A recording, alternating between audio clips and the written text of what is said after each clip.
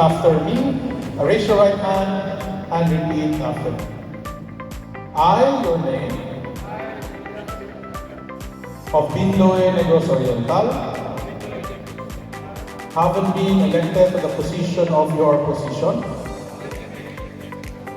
of division. So help me God.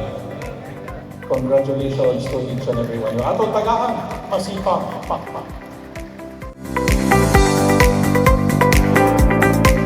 Masalig ko nga transparency ang ato ang mga implementation sa atong mga project dinhi sa lungsod sa Binloy para sa kaayuhan sa tanan.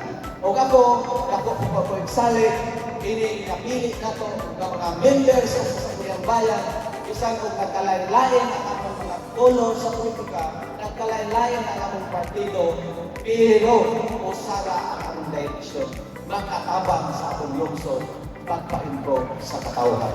Daghang salamat. So anyway, karon ako, sige ako gapadayon sa gitawag na itong unity projects.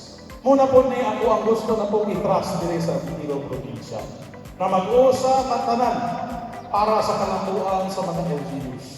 More so sa mga mayors na suod yung kaayong kanako, mangita niyo pong pamaagi sa pagtabang. Pero ang ako yung gusto magtinabangay yun kay mas ma-feel sa mga katawhan, mas ma-feel din kaninyo kung among duwang nawong o kung sa palayan ang itawag ng unity projects na kami magtampuanan ni for a program that is best suited to the municipality.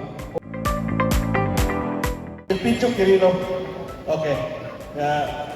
Loyalty to my party ends when loyalty to my people begins. No? Kung kaning pag-vote na mo karon, mura o wala na ni partiduhay. No? Kaya magsugod na may servisyos katawan, amo na tanawon ang kaayuhan ng paghinahanglan sa katawan. Wala na kolor ng politika. Usa na kami karon, no?